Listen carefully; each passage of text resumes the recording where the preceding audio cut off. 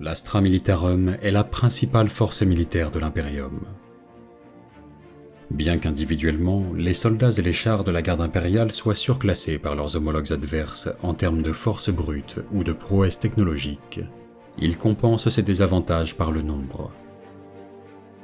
L'Astra Militarum n'est pas une arme de guerre précise comme l'est une force de frappe de l'Adeptus Astartes. Elle est le marteau de l'Empereur.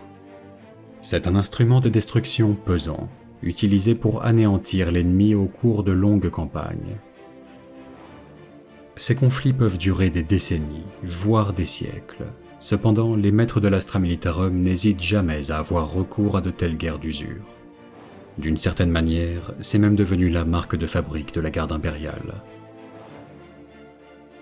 Même si un garde impérial ne pourra jamais rivaliser avec un Space Marine, il n'est qu'un soldat parmi des régiments de milliers d'hommes et de femmes. L'Astra Militarum dans son ensemble recrute ou enrôle de force des milliards de combattants chaque année, si bien que leurs commandants peuvent compter sur une quantité presque inépuisable de soldats. La plupart des gardes impériaux ne portent qu'un humble fusil laser, mais cette arme rudimentaire est tout de même plus précieuse que la vie du soldat qui le porte. Car s'il est une seule ressource dont les millions de mondes de l'Imperium ne manquent pas, c'est bien les vies humaines. Les effectifs de la garde impériale sont si vastes, et leurs campagnes si éparpillées à travers la galaxie que même l'Adeptus Terra n'a qu'une vague idée de leur nombre total et de leur zone de déploiement. La puissance de la garde impériale n'est pas limitée par le nombre de soldats auxquels elle peut faire appel, mais plutôt par la logistique complexe que cela requiert.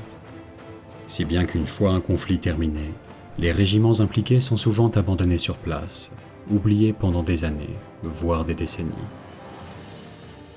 Certains chefs peu scrupuleux n'hésitent pas à envoyer des vagues d'infanterie successives jusqu'à ce qu'elles submergent l'ennemi ou que ce dernier tombe à court de munitions. Au cours d'une célèbre bataille, le commandant Tchenkov de Valhalla s'empara d'une forteresse inexpugnable en envoyant impitoyablement à la mort ses hommes les uns après les autres. Vers la fin du siège, les cadavres des premières vagues d'assaut formaient une rampe que leurs camarades pouvaient emprunter pour atteindre le sommet des remparts. Les armées de la garde impériale sont si vastes qu'elles peuvent s'étendre sur des continents entiers.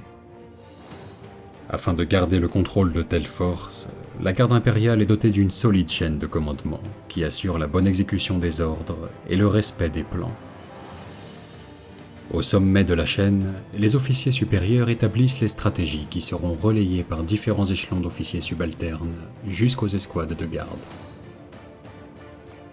Parallèlement, des commissaires taciturnes parcourent les rangées de soldats pour en maintenir la cohésion, en faisant tonner aussi bien leur voix que leurs pistolets volteurs.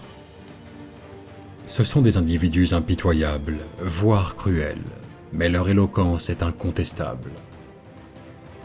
Mené par un commissaire, n'importe quel peloton de gardes impériaux à bout de souffle trouvera les ressources pour effectuer une dernière charge contre l'ennemi, animé par la conviction d'avoir une chance de vaincre. En revanche, les gardes impériaux fautifs servent d'exemple, car la vue d'un camarade exécuté froidement par un commissaire permet de remotiver les troupes. Même les gardes impériaux vétérans ne parlent des commissaires qu'avec crainte et respect, et la plupart préféreraient mourir des mains de l'ennemi plutôt que de connaître la honte de l'échec et la justice expéditive dispensée par le pistolet d'un commissaire. Les soldats de l'Astra Militarum sont originaires d'1 million de planètes différentes. Certains ont été enrôlés de force, tandis que d'autres, galvanisés par les campagnes de propagande, se sont enrôlés volontairement. Mais tous savent qu'ils ne reverront probablement jamais leur monde d'origine. Chaque régiment a le droit de conserver son identité culturelle, ce qui permet de renforcer les liens entre ses membres, mais également de faciliter l'incorporation des différentes sociétés de l'Imperium au sein de cette immense armée galactique qu'est l'Astra Militarum. L'apparence des soldats de la garde impériale varie donc considérablement d'un régiment à l'autre. Certains portent des uniformes austères, reflétant leur culture pragmatique. D'autres s'en vont en guerre dans des costumes chamarrés, honorant ainsi les traditions ancestrales de leur monde d'origine. Ces régiments hétéroclites se retrouvent parfois côte à côte sur la même ligne de front si la situation l'exige. L'apparence disparate d'une telle armée peut encore être agrémentée par la présence d'unités spéciales, fournies par les institutions auxiliaires. On compte parmi elles la Schola Progenium, qui forme les commissaires et les troupes de choc du Militarum Tempestus, une force d'élite équipée pour les interventions éclairs. La Scholastica Psychana, qui forme des Psykers suffisamment fiables pour servir les armées de l'empereur. Ou encore l'Abuma Auxilia, qui assure l'entraînement des Ratlings, des Ogrins ou des autres races d'abumins qui ont pour souche commune l'humanité.